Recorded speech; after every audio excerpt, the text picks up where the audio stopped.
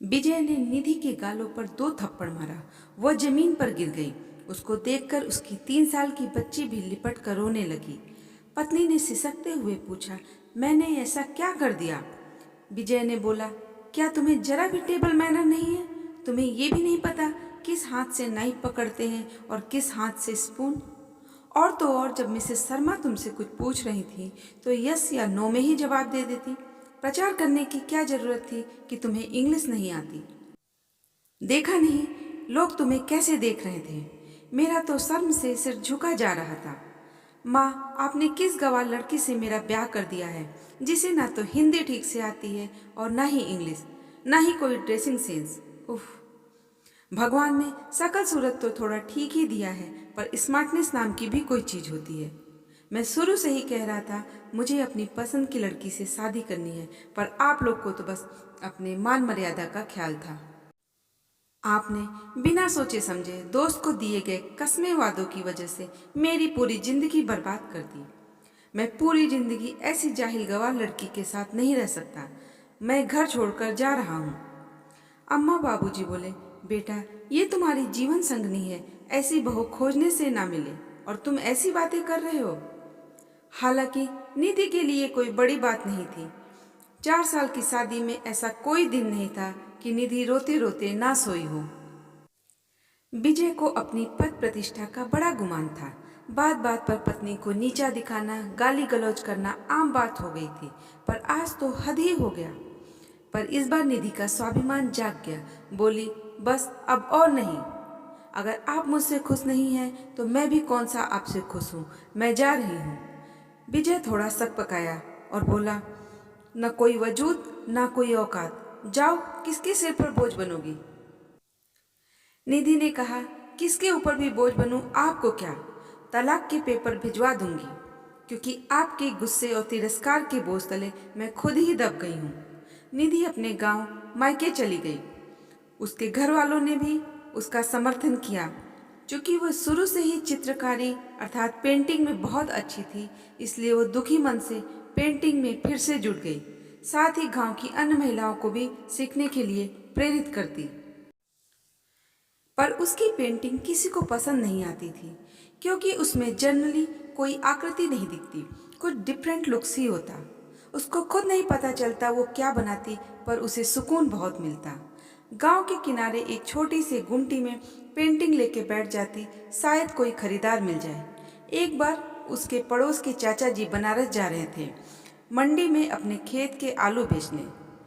वो भी उनके साथ पेंटिंग लेके चल दी। वहाँ इत्तेफाक से काशी हिंदू विश्वविद्यालय के फाइन आर्ट के प्रोफेसर मधुसूदन जी की नज़र उसकी पेंटिंग पर पड़ी। उन्होंने इस पेंटिंग को देखा और वो बहुत ही प्रभावित हुए और बोले, बेटा ये तो मॉडर्न आर्ट है। उसको बताया कि काशी हिंदू विश्वविद्यालय में एक एग्जीबिशन लगा है, तुम्हारे अंदर एक बहुमुखी प्रतिभा है, तुम उसमें पार्टिसिपेट जरूर करो। प्रोफेसर साहब की मदद से उसकी पेंटिंग्स को एग्जीबिशन में जगह मिल गई। वहाँ बहुत सारे विदेशी सैलानी भी आए थे, जिनको निधि की पेंटिंग्स बहुत पसंद आई और उन्होंने इस मॉडर्न आर्ट की खूब सराहना की। उसकी बहुत सारी पेंटिंग्स को उन्होंने हजारों डॉलर में खरीदा। उसकी खुशी का ठिकाना नहीं रहा। बीएचयू के एग्जीबिशन में सबसे ज़्यादा उसकी चित्रकारी की तारीफ हुई और बिकी। पेपर में भी नाम निकला और फिर बाद में उत्तर प्रदेश गवर्नमेंट की तरफ से सुबह बनारस जैसी मंच पर बुलाकर उसे सम्मानित किया गया। बस यहीं से उसकी सफलता की शुरुआत होती है। उसके बाद उसने 6 फीट के कैनवस पर एक लड़की की नवजात से वृद्धावस्था तक की फीलिंग को कैनवस पर उतारा, जिसके लिए उसे नेशनल अवार्ड से भी नवाजा गया। बस क्या, फिर वो सफलता की सीढ़ी चढ़ती गई। इधर विजय की कंपनी में आज बहुत चहल पहल था। लोग इधर उधर भाग रहे थे। उसे कुछ समझ नहीं आ रहा था, क्योंकि वो 1 महीने की छुट्टी बिताकर आज ही वापस आया था। उसने सहयोगी से पूछा तो उसने बताया, आज हमारी कंपनी एक बड़ी कंपनी में मर्ज हो रही है और हमारे नए बॉस ज्वाइन कर रहे हैं। आज बॉस का पहला दिन है, उन्हीं की स्वागत की तैयारियां चल रही हैं। सब उन्हीं को इम्प्रेस करने में लगे हैं। चूँकि विजय भी बहुत दिनों से अपनी नौकरी से परेशान हो गया था, उसको भी प्रमोशन चाहिए था, तो वो भी बुके लेकर लाइन में खड़ा हो गया। तभी एक बड़ी सी कार आकर रुकती है।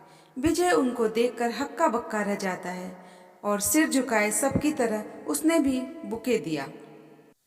कंपनी की नई सीईओ ने रिबन काट के अंदर घुसी और फिर स्टेज पर जाकर सबका अभिवादन व्यक्त करते हुए उन्होंने कहा, यहाँ एज ए सीईओ मेरा पहला दिन है। दूसरे आज वुमेंस डे भी है, इसलिए आप सबको, स्पेशली महिलाओं से मैं कुछ कहना चाहती हूँ। कभी अपने आप को कमज़ोर ना समझें और ना ही किसी चमत्कार की उम्मीद रखें। मेहनत और हौसला ही सफलता की सीढ़ी होती है। साथ ही उन्होंने अपने जीवन संघर्ष का भी संक्षिप्त विवरण दिया कि कैसे एक थप्पड़ ने उनकी पूरी जिंदगी बदल दी। उन्होंने बताया, जरूरी नहीं है आपको पड़े हर थप्पड़ आपको रुलाने के लिए ही हो सकता है वो आपको जगाने के लिए भी हो। उन्होंने किसी का नाम तो नहीं लिया, पर कम शब्दों में बहुत कुछ बोलती गई और विजय शर्म से सिर झुकाए सब सुनता रहा। दोस्तों, मेरा ये मानना है, या तो उसी समय हम अपनी पसंद की शादी के लिए अडिग रहें, अन्यथा जिससे शादी हो उसे स्वीकार कर लें, नहीं तो खामोखा कई जिंदगियां बर्बाद होती हैं। अगर आपको मेरी ये बात सच्ची और अच्छी लगी हो तो इस वीडियो को लाइक, शेयर और सब्सक्राइब करना ना भूलें।